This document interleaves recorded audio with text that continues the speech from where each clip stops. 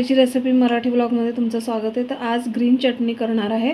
त्याच्यासाठी आपल्याला 5-6 मिरच्या लागतील कापलेल्या, जिरं, साधं मीठ आणि हे काळं मीठ पाहिजे 1 चमची, आल्याचे तुकडे पाहिजेत आणि लसूण पाहिजे।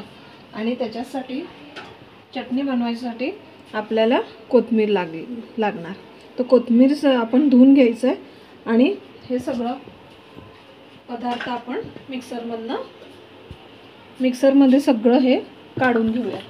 त्याच्या आधी मिक्सरमध्ये आपण सर्वप्रथम कोथिंबीर घालून घेऊया। त्यानंतर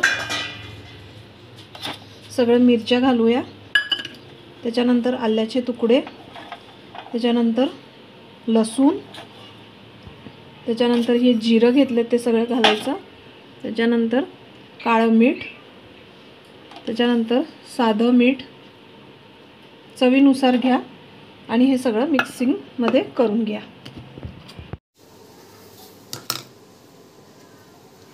थोडंसं पाणी घालून घेऊया मिक्सर करताना आणि मीडियम आपल्याला मिक्सिंग करायचं। अशा प्रकारे आपली ग्रीन चटणी तयार झाली आहे। तुम्ही ही भेळ नाहीतर आपल्या जेवणासाठी पण तुम्ही ही चटणी वापरू शकता।